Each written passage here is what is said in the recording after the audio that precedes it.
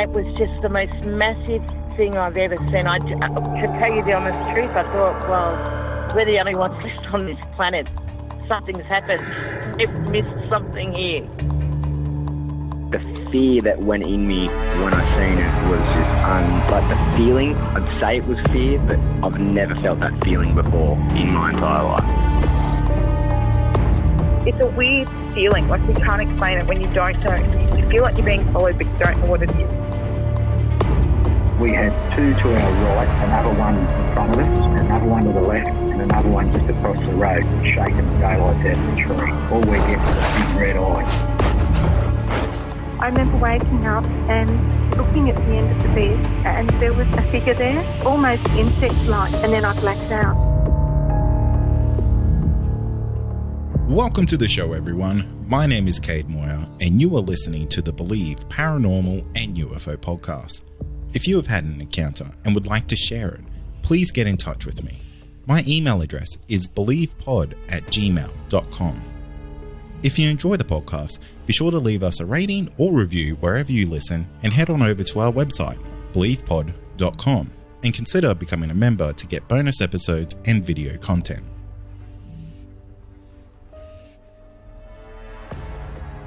Tonight I'm joined by Dakin, and Dakin's been having quite a few paranormal experiences throughout his life, and they kind of seem to all lead into each other. Dakin, welcome to the show.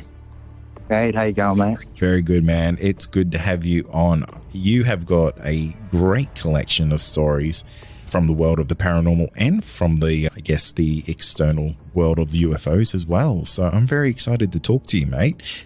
Where did this all start for you? I guess specifically for the paranormal. For the paranormal, I would have been between 10 to 13 years old, roughly. I was so pretty much coming back from like my complex pool. I used to live in Greenacre in New South Wales, and I was with my mum, my brother, arms full of pool noodles, nice warm summer day, and walking towards the front door of our house. And it was quite strange. Everything just felt really silent, like the air almost, it was almost like reality paused in a sense. And looking at my front door, there was a transparent man sort of with his back against the wall, leaning, looking at his feet. And it was the air is quite transparent in how he looked. And he was wearing like dark camo pants, black and grey in colour. But it was quite strange. When I looked at him, I thought I can't see his boots or his feet or what he looked like. And it was almost like a camera lens with like my eyes zoomed in, and all I could see then was his boots. And I was like, okay, well, I've seen that. I need to go back. I couldn't see his face. And it was like my vision zoomed right back out, and I couldn't see his face at all, but I could see a dog tag hanging down off his neck and twisting super, super slow. And the sun was shining off it. And as it was twisting, it was sort of like hitting me in the eyes, like the light. And I was like, man, that's really funky. He was wearing like a tight sort of fitted grey shirt, very stereotypical young soldier. I could tell, I got this really sad sense that he was like depressed and upset. Anyways, I sort of snapped out of it, and I looked around at my mum and my brother. I was like, did you see that? They were really flustered. They were looking at me quite strangely. And everything I just described to you happened in like an instant. Everything I've seen, all the thought processes that went through my mind, all happened with like the flick of a switch. It was over and done with. It was really quite interesting. Funnily enough, I was telling that story maybe a year ago now around a fire, and my brother was next to me, and he goes, I got to the part where I, clicked my fingers and said how quick it happened. And he goes, nah, man, you were staring at the front door for like 30 seconds in a trance. Like, wait, what? Because him and I, we didn't see each other for a few years. And he goes, nah, man, you were staring at the front door for quite a while. Mum and I were trying to get your attention. It was quite spooky. I was like, oh, all right then. Yeah, that's really surreal. It's like you just entered another plane and you just saw something that wasn't there for them. Yep. So they had no idea of what you were looking at all? No, I just stopped dead in my tracks and I was just in a trance, looking at the front door, just seeing this dude.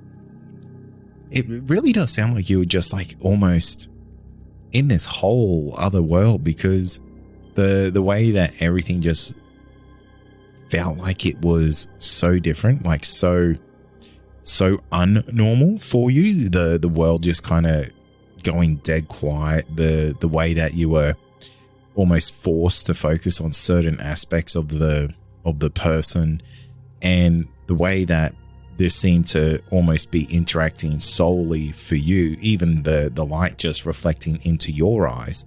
It's almost like you were just chosen to see this. Yeah, I feel really, really honored that I was privileged enough to experience it. And it wasn't like it was in, you run around in an old abandoned house and you think you see something spooky with your friends. It was nothing like that. It was the middle of the day, hot summer day. I'd just come back from the pool. I was still dripping wet, pool noodles under my arms, of all things. And out of nowhere, just everything paused, and that's what I seen. It was mind-blowing. Did you feel like it was a paranormal experience at the time, or were you just thinking that was weird? At the time, I thought it was paranormal until I experienced later on down the years true paranormal, and now I relate it more to a spiritual aspect. Okay, so you've had future experiences that kind of changed the perspective for what happened there. Yep, definitely. Okay, I have to hear about these. So that first encounter had you question the paranormal at quite a young age. Were you really, how do I say this, a fan of the paranormal? Was it something that you looked into, or was that just, hey, that was weird, that could have been a ghost type of thing? It has always sort of interested me a little bit. My mum, I suppose I get it from her. She's very much into the spiritual world, and she's had many, many experiences herself that would trump mine all day long. Honestly, I'd love to put her in touch with you because her stories will blow your mind. But yeah, I think from listening to her growing up and stuff, I've always had somewhat of an interest in it. Yeah, so you're fairly open-minded about the whole concept of another world or another plane of existence for the spiritual world, I guess. Definitely.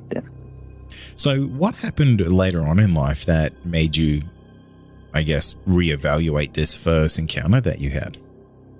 Well, I've seen, I'm not going to say countless, but definitely, over 10 different sort of individual situations of what I could perceive as, an entity. But the most vivid one that happened, but put it into perspective that it was not paranormal, but spiritual, happened roughly a year ago now, I'd say.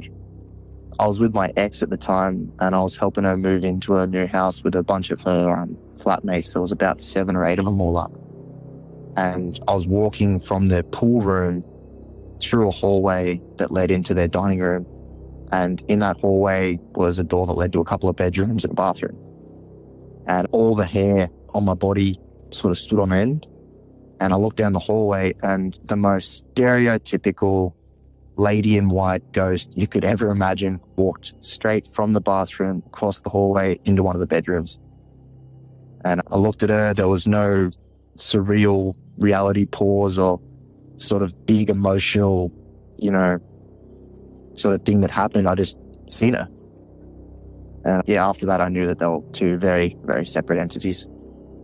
So what made you think there were 2 separate entities? Because what was different about the I guess I'm going to call it the trademark ghost, the lady who looks like in the, I guess, a Victorian era? What made her feel like she was so different from that first one that you saw on the doorstep? Well, when I seen her, it looked just like another human standing in the hallway. Oh, wow. She wasn't as transparent as the young man out the front of the house. She was a bit more white in color. He was a bit more like darker gray tones. But she wasn't as transparent. But it was very much in this reality, looking at her through a sober lens, just like seeing anything else in the house. Did you tell anyone like what you saw in the heat of the moment? I did. Well, I'd seen quite a few little bits and pieces previous to seeing that, so it didn't spook me out too much. I was like, oh, well, hello, you know, she's obviously been here for a while. However, I did mention it to my partner like straight away just because, you know, I love this sort of stuff and I felt, you know, really honored to have seen it. And she's like, wow, you know, she loved that kind of stuff too. Anyways, a couple of days later, she come flying up to me and she's like, Dakin, you'll never guess what happened. And her roommate, let's just call him Josh. Josh seen the exact same thing you seen in the exact same place. And the kick is she didn't tell him that I had seen it. He come, you know? I wonder if that's a residual haunting with the entity or the spirit kind of just replaying that moment in time over and over again. It's so he's seen her walk sort of like in a different area the whole way through 2 different rooms. I seen her walk from the bathroom to a bedroom.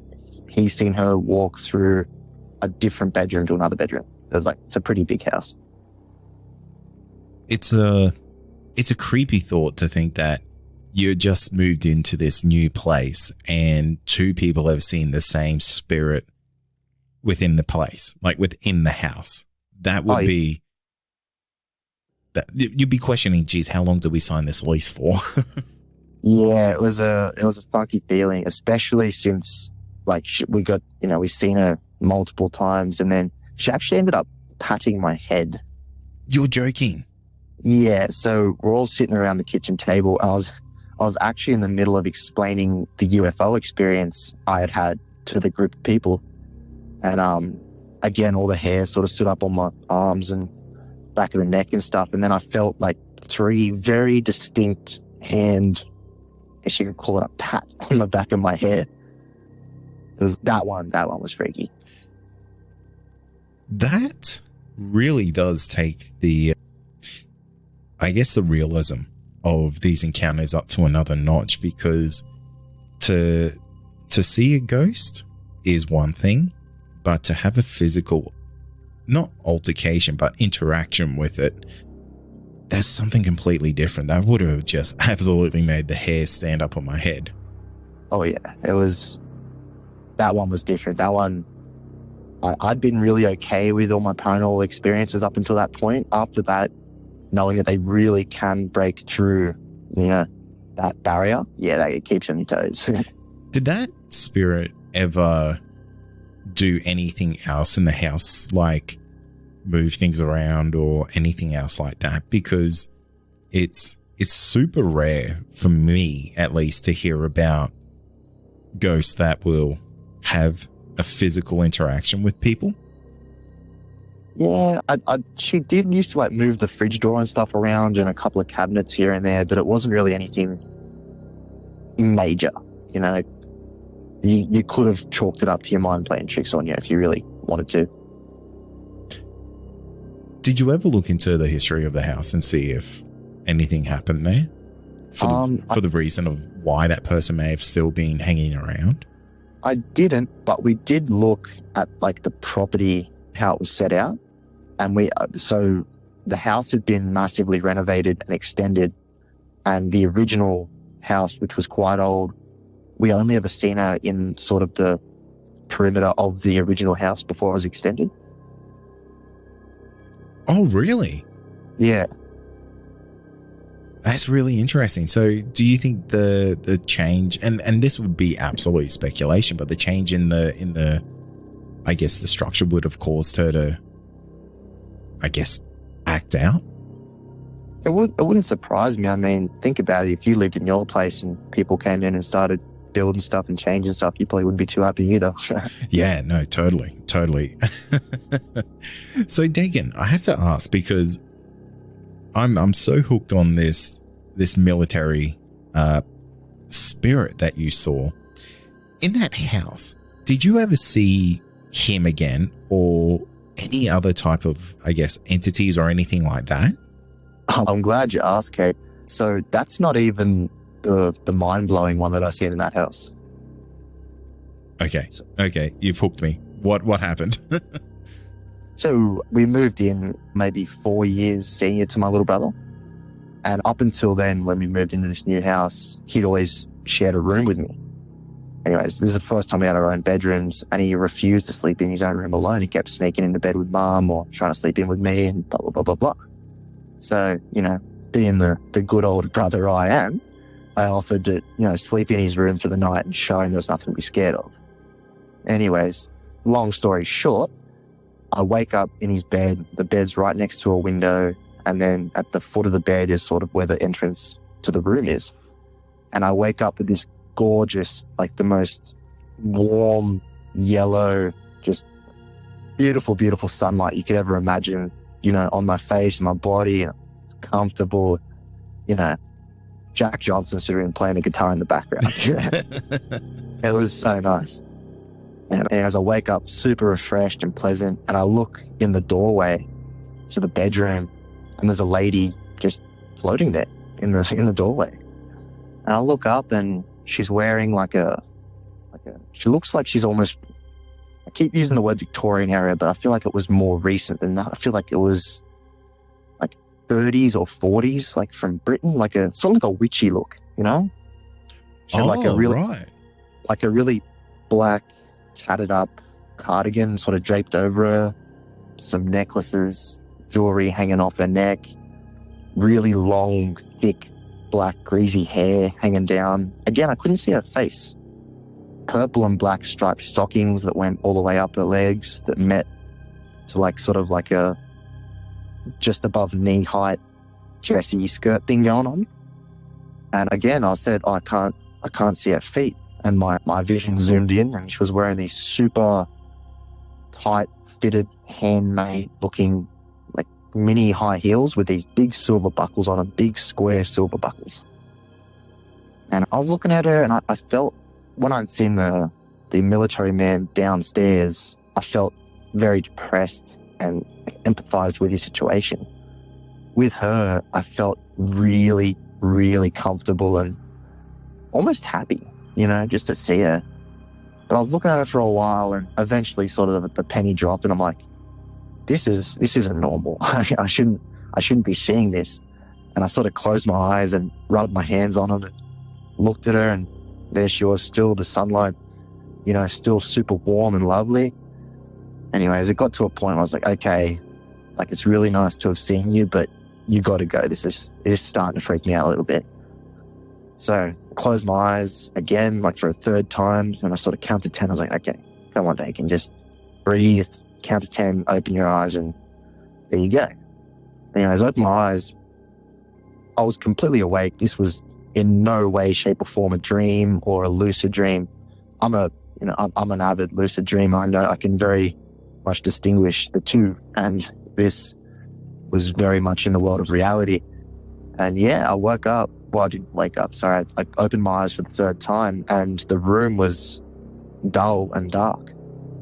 And I thought, what? And I was starting to get cold. I could feel my skin sort of cool down. It's the sun actually rises on the other side of the house.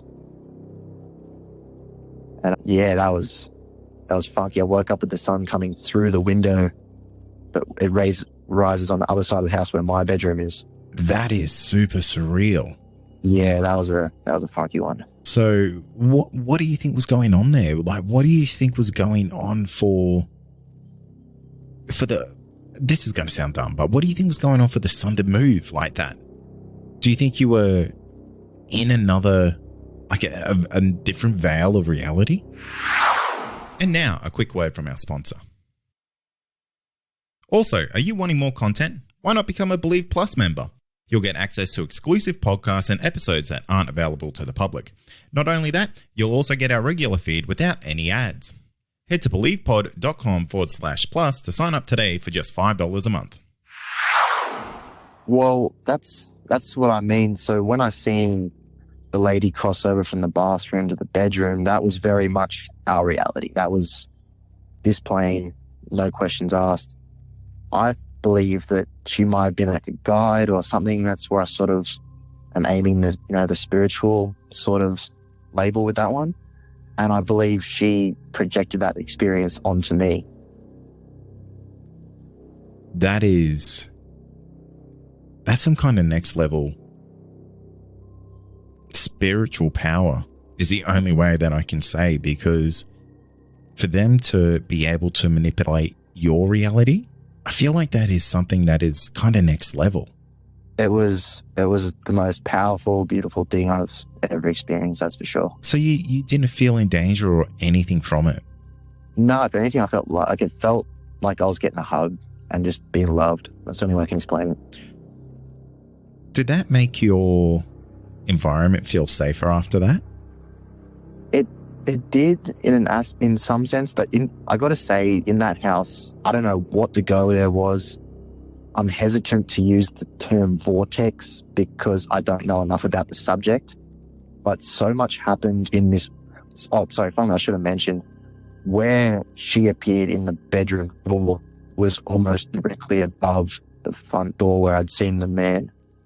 Oh, really? Yeah. And a couple of months later, there's a bathroom sort of just opposite to where she was. And I was laying in the bath, just chilling, no one was home. And a blonde lady stuck her head around the door at me and looked at me and stuck her head back. Had quite a few experiences all in this one, maybe 4 square meter column up and downstairs. I wonder if there's something spiritual to do with the land, because it almost sounds like there is just a high flow of paranormal traffic going through this place. Yeah, my mother and I have often pondered that question ourselves. We've actually even tried to look that up. Unfortunately, the records don't really show too much. It was a relatively new built townhouse. And before then, we were thinking it was just bushland. So I don't know if something happened with the Indigenous community there or what previously. But yeah, something's definitely very powerful, that's for sure. What was your mum's take on those types of experiences? Because you said that she was quite spiritual, but something like that's really kind of next level. So what was her thoughts on that? Because, you know, this is obviously something that you have no control of, your mum has no control of. And for me, that would have been, as a parent myself, you know, that would have really made me feel powerless to the fact that, you know, if this thing had a bad intention to do something with you, there would be nothing I could do to stop it. Oh, absolutely. Well, it was how I approached her about it. And I pretty much explained the situations as they went down word for word, how I just spoke to you about it. And she, having similar experiences herself, knew that she had nothing to worry about, that they were, if anything, there for me. Yeah. And how did she feel about that though? Like, did she feel powerless? Did she feel like she couldn't, or was she just, because she was such a spiritual person, that she was on board with it? Yeah, she was definitely on board with it for sure. And it brung us two closer in the big scheme of things when she could relate to these stories with me, and, you know, because she thought she was the only one in the family. And, you know, she passed something to me, or I don't know how it worked, but yeah, it was actually quite a nice little bonding moment when we discussed those topics. It's amazing the things that bring people closer together, and I love it when it's the paranormal. Yeah, most definitely. All right. That's these conversations with as many people as possible, because 8 or 9 times out of 10, someone has experienced something in some way. Oh, it's spoken about very often. Yeah, and I always love those types of conversations of, oh, you know, I don't believe in UFOs, but I did see this weird satellite in the sky one night. Yeah. So yeah, I always love bringing it up with people who just, you know, may not be believers at all. It's surprising the things that people would share when they do feel comfortable. So just actually on the topic of UFOs there, I have to hear about your UFO encounter, because from your email, this sounds like it's an absolutely incredible night. Yeah, it was, funnily enough, I'm actually at the exact same location that I experienced that UFO right now as we're speaking. So, yeah, I'm currently out in Lithgow. I'm camping by Lake Lyle Dam. I work on the spillway doing some maintenance repairs and stuff there. And to save money, instead of driving back and forth from Sydney, we just camp out by the lake and work and whatever else. And this time last year, we're out here and I was lucky enough to see a UFO. So break it down for me. What happened? So we're just sitting by the fire, we're having a beer. We were working the next day, so we were no way intoxicated. And yeah, we're just hanging out, chilling, watching the stars. And a friend of mine, he was sitting to my right, and he looked over his left shoulder and said, dude, like, look at that. And I sort of had to like twist my neck to look over, sort of almost behind me. It had sort of passed and had almost gone behind me. So I switched my head around and I look up, and coming over the mountain line was this, I'd say, between 3 to 6 meter square, like black square, sort of hovering over us with a light on each corner. And on each corner it would flash red and green in such a fashion that it looked like it was spinning around the craft, each color. Like it was like the red dot would flash in one corner, then the next corner. And it looked like they were chasing each other, these colors, in a circular fashion around this square object. It was, I don't know, it's a difficult one to explain. But yeah, it was just this flat black sort of craft. You could tell because it was a pretty bright night. So the sky had that bluish tone to it. And this was like a deep black. Anyway, it was probably 2 to 3 telegraph poles high above us. And yeah, it just soared over us, super quiet and really slow. We watched it go across the dam, across Lake Lyle Dam, probably for 10 minutes as it just cruised over and then over the next mountain lines until it was just a twinkle, looked like a star, and off it went. Plenty of people fly drones around here, like we see them while we're working and stuff. So like we know what a drone is, what it sounds like, how big they get. Nothing with our current technology that we know about could be that big, travel that slow, and be dead silent. It's impossible. It's an unidentified flying object, that's for sure. Yeah, no, it definitely fits all the right criteria for it to be, classified as a UFO. 2 to 2.5 telegraph poles above you. That is really, really close. Yeah, it was close enough to where you could sort of see whatever object the light had been emanating from. Like if you look at a light bulb and you turn it off, and for like a split second you can see the bulb without the light being on in the dark. It was like that. You could see it was that close. And this thing was making no noise at all. 0. Wow. That is absolutely kicking myself that I did not film it. We were just in awe of the situation at the time. And you know what? That's what it's like for everyone, because all the skeptics will say, "Oh, why didn't you pull your phone out? Why didn't you capture it?" And it's kind of like you're having this paradigm breaking event happen in front of you. The last thing that you're going to think of is, geez, I better get my phone out. Honestly, it would have been the world's best UFO footage. It was that close and that good. It was phenomenal. So you said this thing was what, about 5 to 6 meters in size. So is that like kind of edge to edge, you saying that? Yeah, sort of. It was pretty much a perfect square. How the angle we were looking at it though, it was diamond shaped, but yeah, it was just a flat black square. Did you see any markings on this thing? Because I have to say that has to be one of the closest UFO encounters I've ever heard of. Yeah, it was a very deep black. It was almost like it was cloaked. Like it was almost glossy how black it was. It was quite strange actually. Yeah, right. That is an interesting feature to say. Like you could almost tell that there was that shiny look to it, but you couldn't see it in the dark. No, the only reason you could tell that it was a square was because it was darker than the night sky around it. That makes sense. No, absolutely. It totally makes sense. It's something that I hear all the time is people will see. Usually it's like an arrow shaped craft or a triangle shaped craft when they see this type of thing, and they kind of just see the silhouette of it over the sky, but everything else kind of just matches the bill. And this thing was there for 15 minutes. Yeah, I'd say a good 8 to 10 minutes for sure. We sat there and just in awe. Was it doing any maneuvers that you would class as impossible by current man-made aircraft?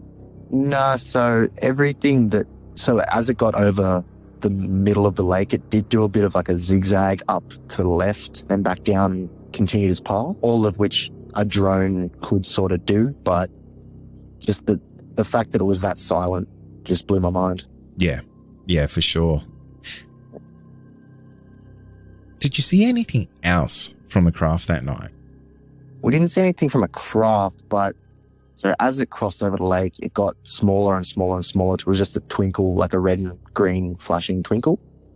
And then we looked up sort of towards the moon, which was to the upper right of it.